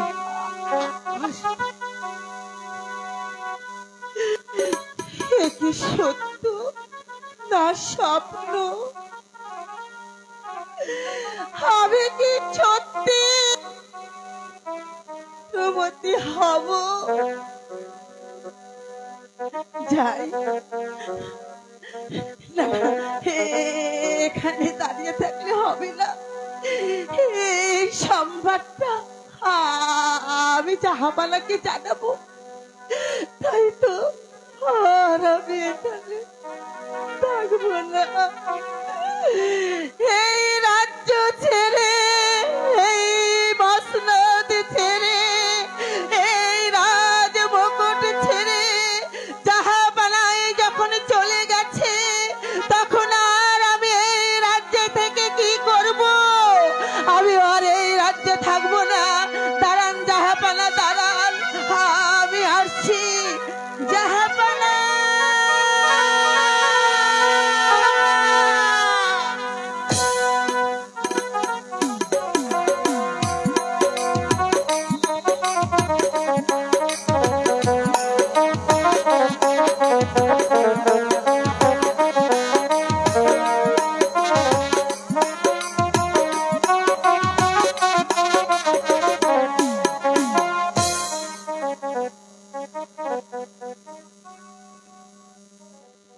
এই দেখো রাহিলা, ওই শূন্য সিংহাসন পড়ে রয়েছে, এই চারদিকে নীরব নিস্তব্ধ। যাবনা পুত্র অভাবী মনের দুঃখে রাজ্য ছেড়ে চলে গেছে। না, রাজ্যে যে আর কোনো কোলাহল নেই। ওগো, বাদ প্রতিবাদ না করে ওই জাফনাকে ফিরিয়ে নিয়ে আসুন। জাফনাকে ফিরিয়ে না নিয়ে এলে আমার বোন রাহালা যে বাঁচবে না। না রাহিলা, আমি জাফনাকে ফিরিয়ে আনবো না। যার মুখ দেখলে লক্ষ প্রজার অন্য জোটে না, তাকে যে আমি আর ফিরিয়ে আনবো না রাহেলা। আমি কিছুতেই পারবো না রাহেলা। তাছাড়া যাবো না যে আমাকে তাড়িয়ে দিয়েছে, এখন আমি তাকে কিছুতেই ফিরিয়ে আনতে পারবো না রাহেলা।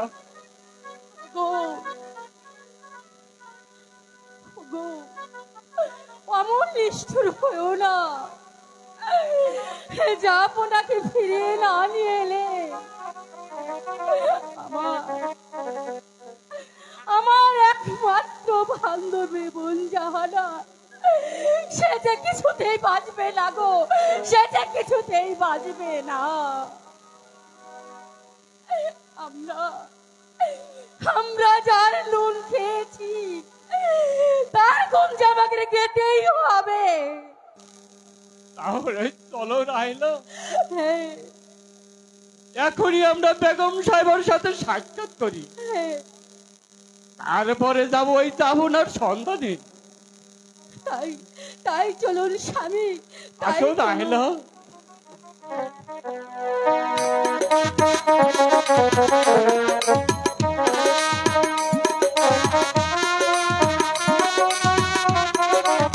হ্যালো হ্যালো হ্যালো কি হ্যালো হ্যালো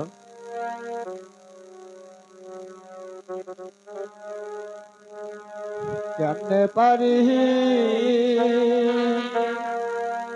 দিব রে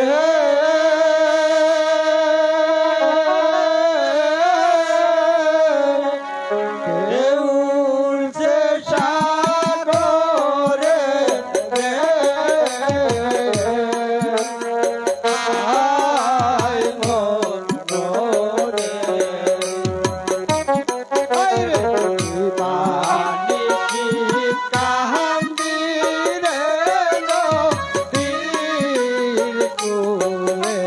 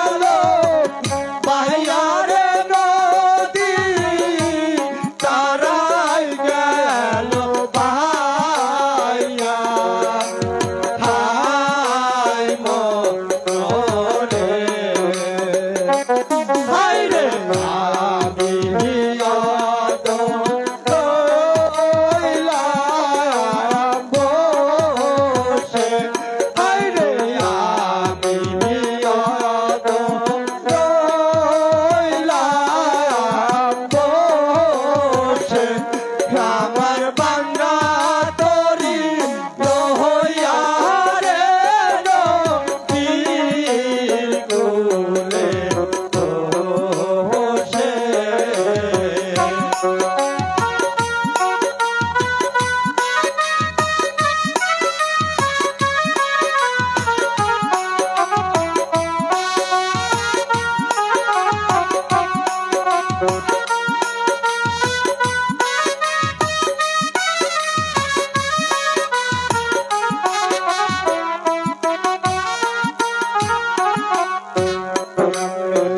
পারি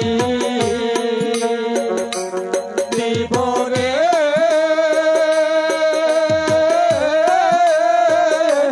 ঢেউ উড়ছে সাগরে রে দিবানিশি কান্দি রে নদীর কূলে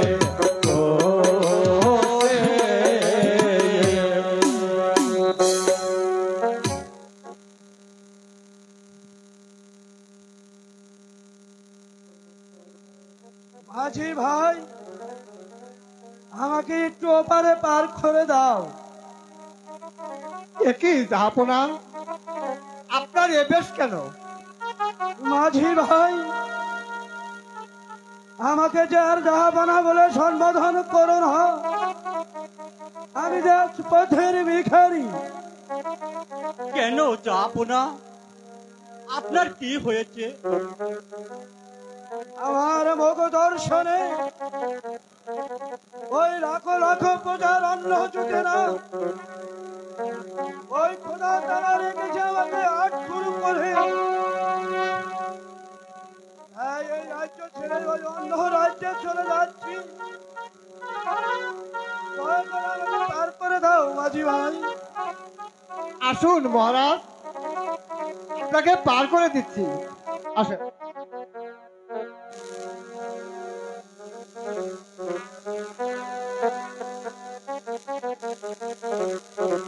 মা মাঝে ভাইয়া যাও রে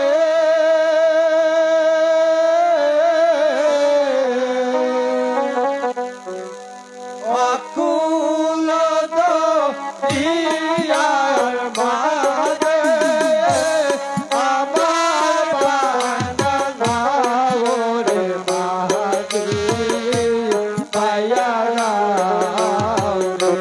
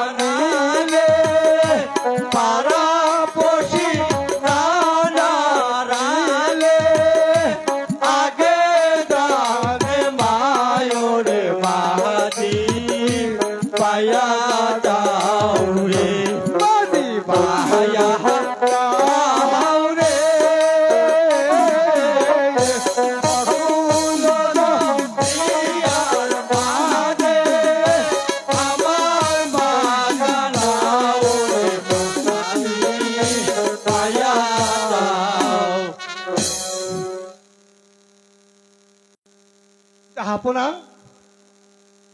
এই তো আপনাকে এই পারে নিয়ে এসেছি। আপনি এখন নিশ্চিন্তে চলে যেতে পারেন। মাঝি ভাই, এই নাও তোমাদের বকশিস। তাহলে আমি আসি। তাই চলুন।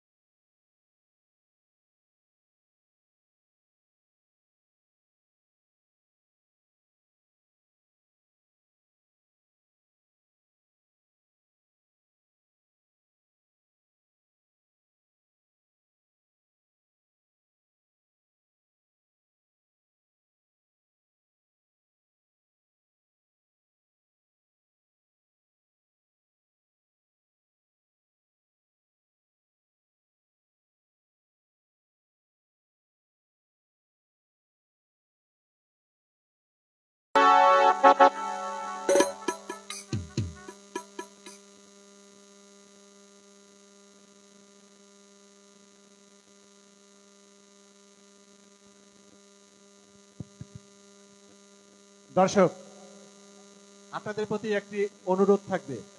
এমনিতেই রূপবানের এই যাত্রাটি নাচে গানে ভরপুর, মানে সারা ছবির ভিতরেই নাচ এবং গান থাকবে। এরপরেও আপনাদের বাড়তি বিনোদনের জন্য আমাদের রয়েছে এক জাক উড়ন্ত টানাকাটা পরি। কখন কি লাগবে সেটা আমরা জানি।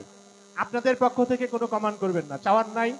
আমাদের কখন দিতে হবে আপনাদের সেটা আমরা জানি, কাজেই আপনারা দয়া করে বলবেন না যে ড্যান্স ড্যান্স, এই কথাগুলো আপনাদের কাছ থেকে আমরা শুনতে চাই না। যখন আমরা প্রয়োজন মনে করব, অটোমেটিক দেখবেন মঞ্চে এসে গেছে, একেবারে সুন্দরী, ইনট্যাক্ট, আকর্ষণীয়। ধন্যবাদ সবাইকে।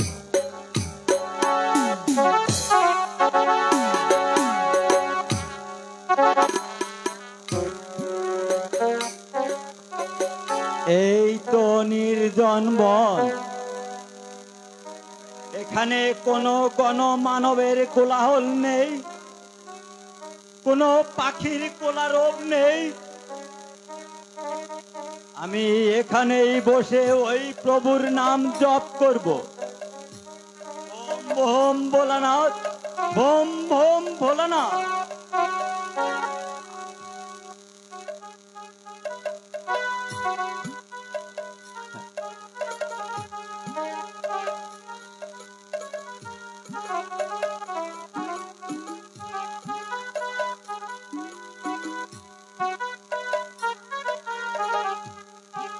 এই তো নির্জন কানন, নীরব নিস্তব্ধ,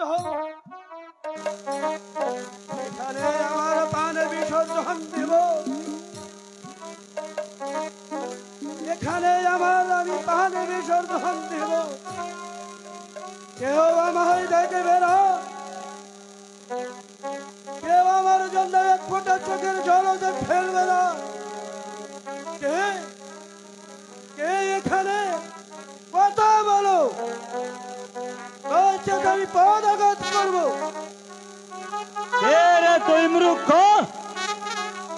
আমার ধ্যান ভঙ্গ করে দিলি।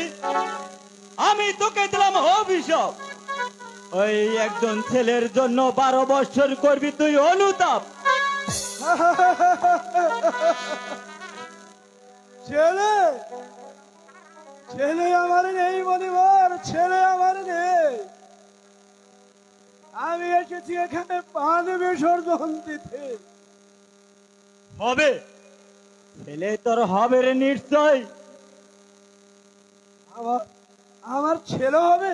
হ্যাঁ নিশ্চয়ই ছেলে হবে। এই মুনিবের বাক্য কোনোদিন লঙ্ঘন হতে পারে না, কিন্তু কিন্তু তার পরমায়ু মাত্র হবে 12 দিন। মাত্র 12 দিন? হ্যাঁ। পিতা হয়ে আমি এই সব কেমন করে সহ্য করব? তোমার বাক্য তুমি ফিরিয়ে নাও মনিবার, তোমার বাক্য তুমি ফিরিয়ে নাও। ওরে মূর্খ, আমার বাক্য ফিরবে না রে, আমার বাক্য ফিরবে না। মনিবার, এহার কি কোনো পান্তা নেই? আছে রে, পন্থা আছে। ওই 12 দিনের ছেলের সঙ্গে একজন 12 বৎসরের কন্যার বিবাহ দিতে যদি পারিস, শুধু তাই নয়, ওই পুত্র ও পুত্র বধূকে ওই বিবাহর রাত্রেই 12 বৎসরের জন্য নির্বাসন দিতে হবে। খোদা, আমি এ যারা কেমন করে সহ্য করবো খোদা? ওই 12 দিনের ছেলেকে নির্বাসন দিয়ে আমি কি করে গে থাকবো খোদা? আমি কি করে গে থাকবো? তোমার অভিশাপ তুমি ফিরিয়ে নাও পরিবার, তোমার অভিশাপ তুমি ফিরিয়ে নাও। আমার বাক্য মানলে আশীর্বাদ, আর না মানলে হবে অভিশাপ, বুঝিস? কি করলে মনিবার? আমি এ জ্বালা কেমন করে সহ্য করবো? তুমি আমাকে সহ্য করার মতো শক্তি দাও খোদা, তুমি আমাকে সহ্য করার মতো শক্তি দাও। আমি আবারও যাব ওই জাহানারার সাথে সাক্ষাৎ করে সব কথা যে আমি খুলে বলবো।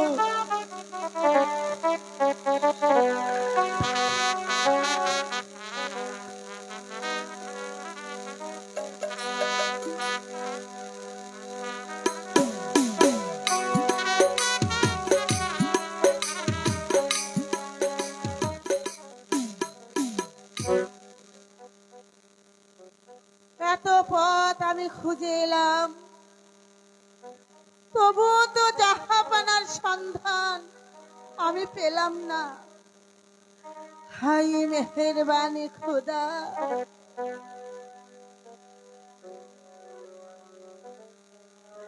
আমার স্বামীকে কি আমি খুঁজে পাবো না? তাহলে আমার স্বামীকে যদি আমি খুঁজে না পাই, তাহলে কি হবে এই সিংহাসন, কি হবে এই রাজ্য, কি হবে এই রাজ্যের প্রজাগণ? থাকবো না, থাকবো না, আমি আর এই রাজ্যে থাকবো না। জাহাপানা যে পথে গেছে, আমি ওই নদীর জলে ডুব দিয়ে মরবো। মরো মরো জাহানারা মরো, বাঁচার চেয়েছে মরাই উত্তম। জাহাপানা, আপনি ফিরে এসেছেন জাহাপানা, আপনি ফিরে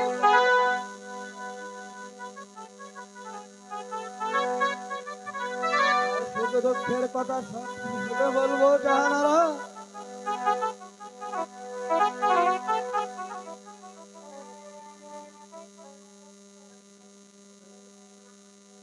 আপনি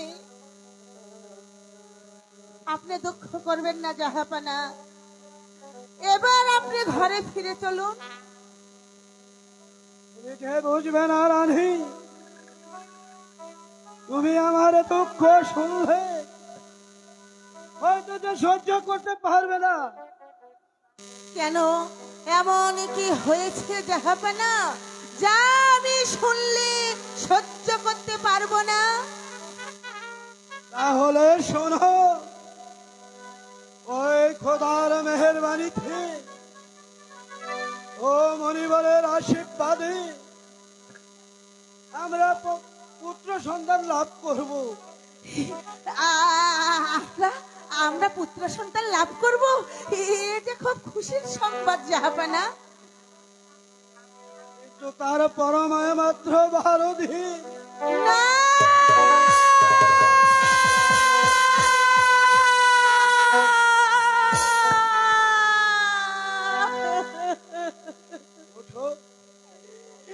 জাহাপানা, মাত্র 12 দিন। শুধু তাই নয় জাহানারা,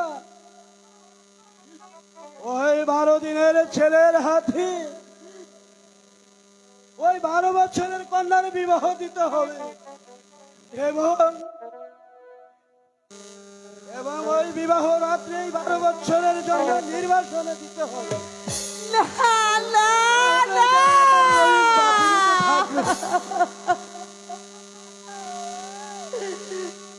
জাহাপানা,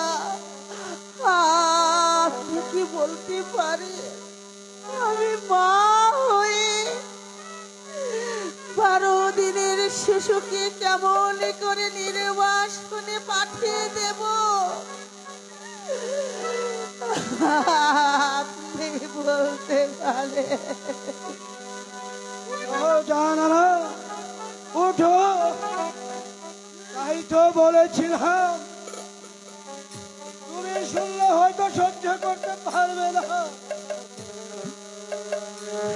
আমি, হ্যাঁ জাহাপানা, হ্যাঁ আমি সহ্য করব, তবু তো আমাদের হাত করে নাম ঘুচে যাবে। আমি সহ্য করব। তুমি যে একটু অপেক্ষা করো, আমি যে ওই প্রজাদের সংবাদ নিয়ে আসছি।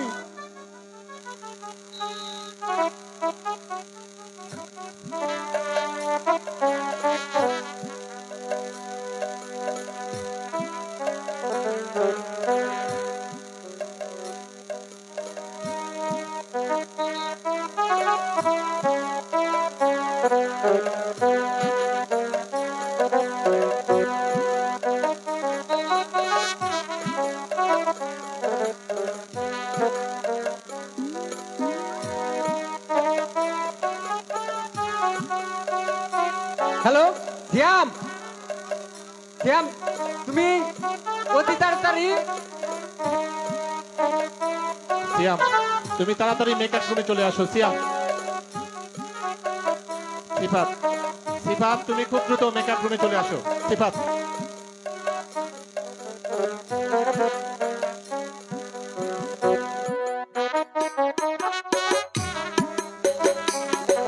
হে মেহেরবান খোদা, যাহা পানা যা বলে গেল তা যদি অভিনেতা সত্যি সিয়াম, হয়, অভিনেতা সিয়াম, তুমি যেখানেই তাহলে থাকো মা হয়ে খুব দ্রুত আমাকে খুব দ্রুত সহ্য মেকআপ করে চলে আসো। থাকতে হবে, সহ্য করে থাকতে হবে।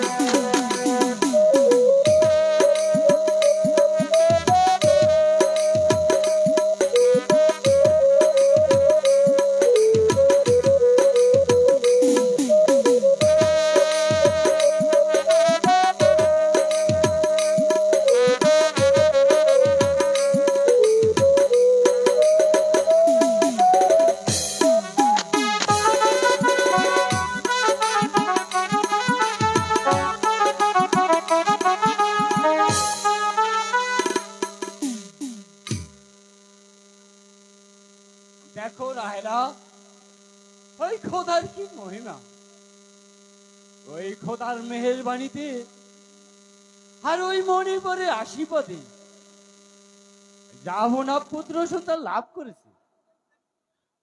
এই রাজ্যটা এখন সম্পূর্ণ নিরাপদ। তাই তো, এই রাজ্যে এখন শান্তি ফিরে এসেছে। হ্যাঁ, রাহানা যে কল ভরেছে, কিন্তু এদিকে আপনি যে অন্ধ হয়ে বসে আছেন। অন্ধ? হ্যাঁ হ্যাঁ, অন্ধ। আমি কিসের অন্ধ হইলাম রাহেলা? তোমার কথা যে আমি কিছুই বুঝতে পারলাম না। তা পারবে কেন? মা রূপবান যে বিবাহের উপযুক্ত হয়েছে, তাকে দেখে শুনে একটা বিয়ে দিতে হবে না? আরে ঠিক বলেছে রাহেলা, মাতৃহীন আমার মা ওই রাত দিন দানে বসে বসে কি ভাবছে। আচ্ছা, তোমার খোঁজে কি কোনো পাত্র আছে রাহেলা?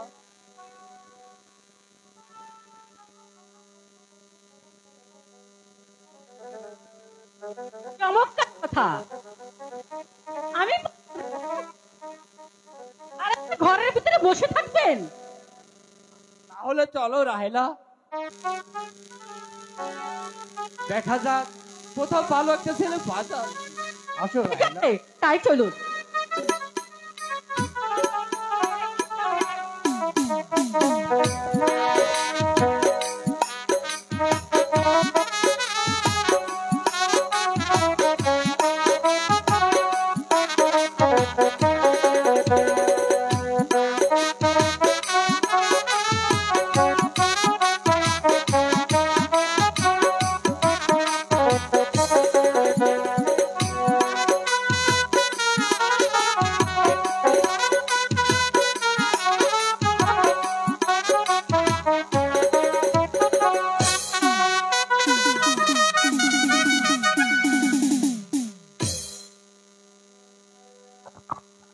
উজির সাহেব, ওই দেখতে দেখতে আমার রহিমের 12 দিন পূর্ণ হয়েছে, কিন্তু এখনো যে 12 বছরের কন্যার সন্ধান পাওয়া যাচ্ছে না, তাহলে কি আমার রহিমকে বাঁচানো যাবে না? যাবো না? আমি চেষ্টা ত্রুটিও করিনি। কোথাও তো 12 বছরের কোনো পা যাচ্ছে না, যাবো না। আমার রাজ্যে কি 12 বছরের কন্যা নেই? উজির সাহেব, আপনি ওই রাজজ্যোতিষীকে দরবারে হাজির করুন। আমি তাই করছি, যাবো না। কোথায় রাজজ্যোতিষী? নাম হুজুর, নাম। এই অদমকে কি জন্য স্মরণ করেছেন হুজুর? জ্যোতিষী, তুমি ভালো করে গণনা করে দেখো তো, ওই আমার রাজ্যে কার কন্যার বয়স আগামীকাল 12 বছর পূর্ণ হবে।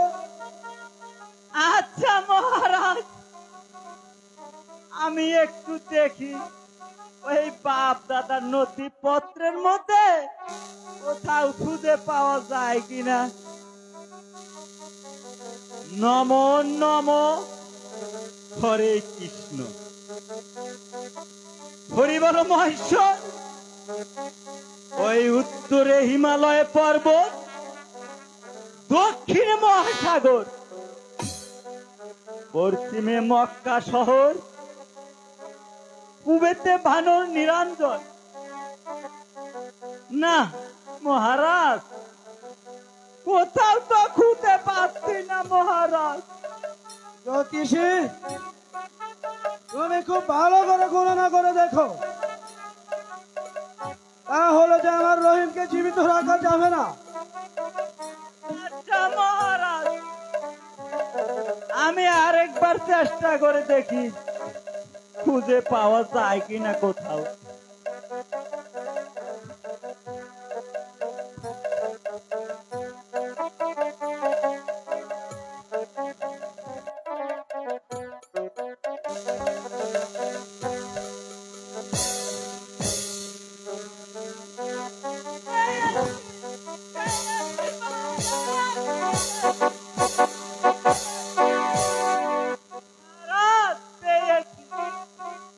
বলো জ্যোতিষী,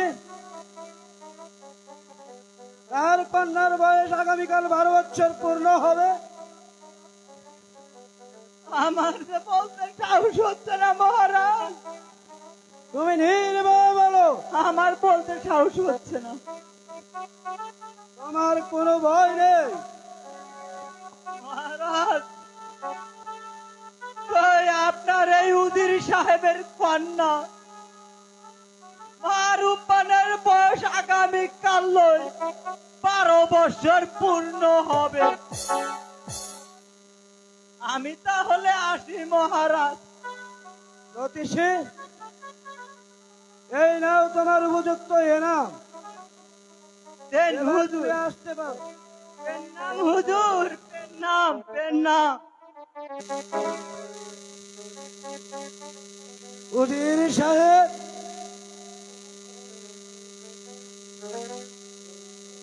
আমার ছেলের সঙ্গে আপনার মেয়ের বিয়ে, এতে আপনার দ্বিধা সংকট কেন? আমি যে বাদশাহ নন্দন। বাদশাহ নন্দন, আপনার ছেলের সঙ্গে আমার মেয়ের বিবাহ, এটি আনন্দের বিষয়, কিন্তু যাবো না। কারণ এটা তো পুতুল খেলা নয়। এই খেললাম না হয় ভেঙে ফেললাম। আমার পক্ষে এটা মোটেই সম্ভব না, যাবো না। ভাই উজির, ওই মা রূপবানকে যদি আমার রহিমের সঙ্গে বিবাহ না দাও, তাহলে যে আমার রহিমকে জীবিত রাখা যাবে না, বরং এবং কি এই রাজ্যের অমঙ্গল হবে। হোক অমঙ্গল, প্রভু আমি পারবো না। ওই 12 দিনের ছেলের সঙ্গে আমার মাকে অর্পণ করতে। ভাই উজির, ওই রহিমের সঙ্গে যদি রূপবানের বিবাহ হয়, তাহলে আপনাকে আমি এই রাজ্য দান করব। তবু আপনার রূপবানকে আমার রহিমের হাতে তুলে দিন। পারবো না, যাবো না। এইরকম একটা রাজ্য কেন, ওই শত শত রাজ্য দিলেও উজির তাদের লালায়িত না। আমি কোনোভাবেই আমার কন্যা মা রূপনকে ওই 12 দিনের ছেলের হাতে তুলে দিতে পারবো না। আপনি আমাকে ব্যথা অনুরোধ করবেন না, যাবো না। ভাই উজির, আমি যে বাদশা নন্দ, আমি তবু তোমায় আমি অনুরোধ করছি, তুমি আমার কথা রাখো, নয়তোবা আমার প্রাণধিক রহিমকে জীবিত রাখা যাবে না। সে যে মনিবরের অধিশাপ। না না, আমাকে ব্যথা অনুরোধ করবেন না। জানেন উজির সাহেব, আমার কথায় রাজি না হলে আপনার কি হতে পারে? জানি, যাবো না। ওই অন্যায় বিচারে আমার প্রাণদণ্ডও হতে পারে, তবু আমার এই তুচ্ছ পানের জন্য আমার মান উপাদের সর্বনাশ করতে পারবো না। আমি তাকে গলা টিপে ওই নদীর জলে ছাড়িয়ে দেব। তবু পাপ হয়ে আমি এমন কাজ করতে পারবো না, যাবো না। উজির সাহেব, তাহলে আমার কথা শুনবেন না? না, যাবো না। এই কে আছিস?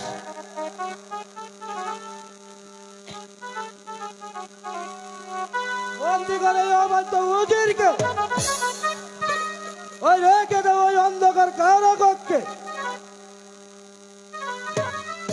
ওই কাল প্রত্যুষে এই রাজ দরবারে তাকে ছিন্ন ছিদ করা হবে।